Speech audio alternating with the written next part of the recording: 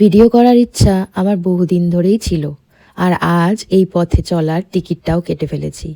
ভালো লাগছে এটা ভেবে যে এখন শুধু আমি একা নই, আমার বাড়ির লোকেরাও এই যাত্রায় আমার সঙ্গে আছে।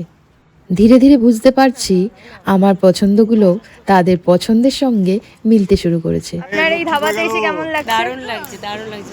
বড় মাসি, তোমার এই ধাবাতে এসে কেমন লেগেছে? খুব ভালো। আমার বাপির এই বার্থডেতে, লাইফে প্রথম আসলাম এরকম ধাবাতে। আমার বাপির বার্থডেতে আমার বাপি নিয়ে এসছে এখানে।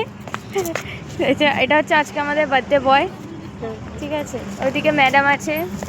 ম্যাডাম, বাপির বার্থডেতে কেমন লাগছে এখানে? বাপির বার্থডে এটাতে ট্রিট দিতে নিয়ে এসছে এখানে এই ধাবাতে।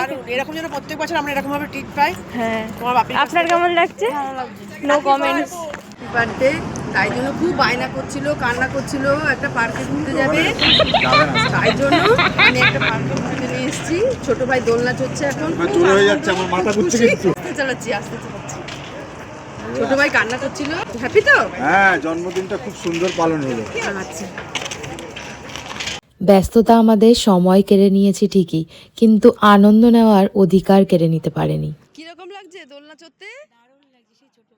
ও, এমনভাবেই যদি মনখানা ভালো রাখা যায়, এতে কিন্তু কোনো দোষ নেই।